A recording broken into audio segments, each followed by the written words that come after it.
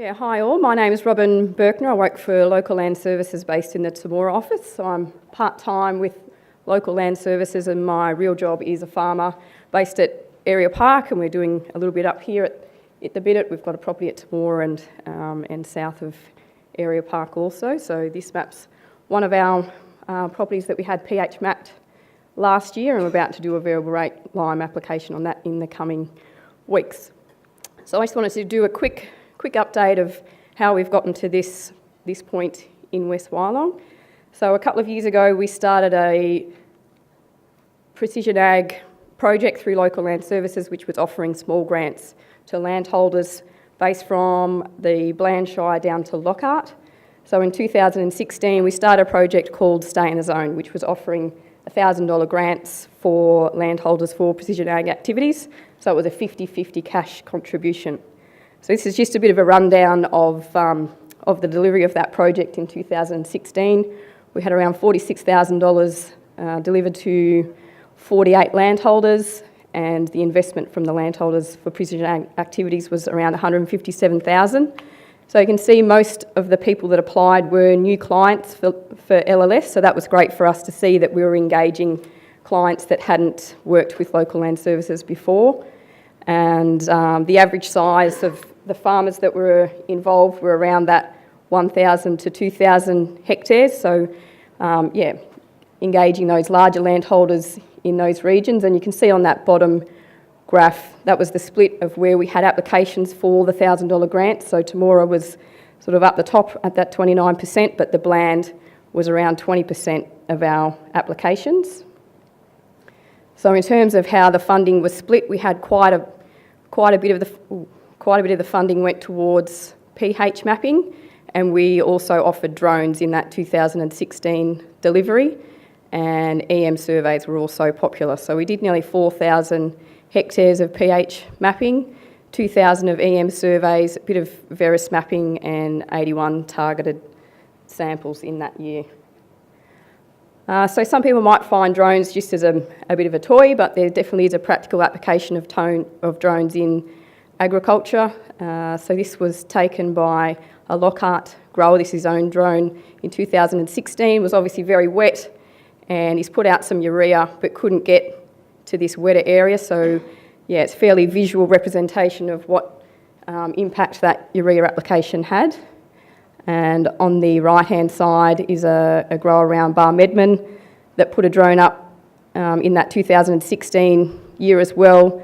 So not only could he see where the water was lying for a bit of a harvest plan, but also he found that in 2017, those areas where the water was lying was a low-growth area for 2017. So we're hoping that it's going to grow through that this year and recover. So Precision Agriculture did a fair bit of our gridded pH mapping that the grants went to in 2016. Eva Moffat will be presenting later on this afternoon, so she'll get into a lot more detail on that. We can see West Wyalong up here. Here's the spread of Precision Ag clients for 2016. So they surveyed around 12,000 hectares in 2016-17 summer.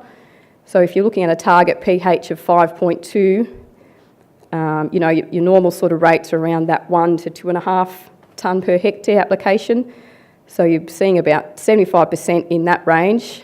And then some of about 15% would be receiving above 2.5 tonne. And then we've got 23% that had a nil application. So I suppose that's the end result of doing that pH mapping, is deciding, will I do a variable rate application?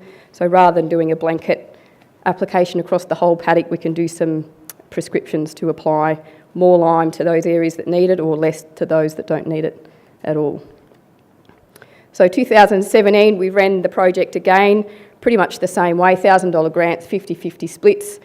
We introduced electronic ID for stock as well, just to pick up on some of those mixed farmers that are interested in precision ag. So we had $75,000 to deliver last year. We've rolled out 46 already. We've still got about another 30 to deliver. And we've had $205,000 invested from landholders themselves. So in terms of how we deliver funding, 23% of our money is going on the ground and the landholders are picking up the other sort of 75. So we normally work on a 50-50, so from local land services, that's a really good investment for us. We can see that landholders value those precision ag activities.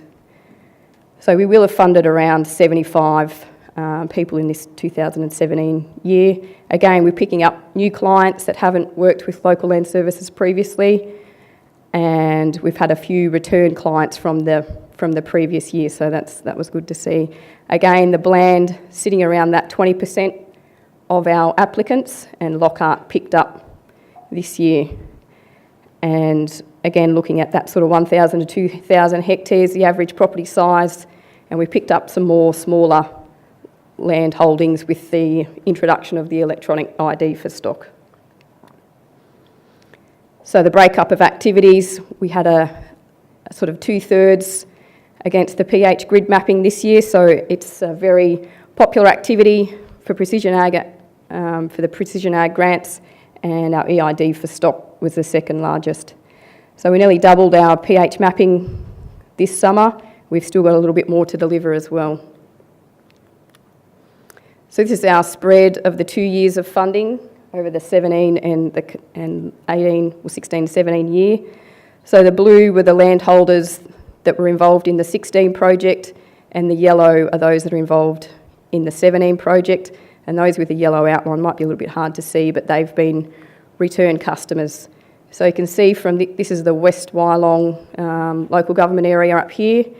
The blue, we had a few guys in the first year, but we're picking up in this second year, and we've got a reasonably good spread across the rest of the mid-district that this project operates in.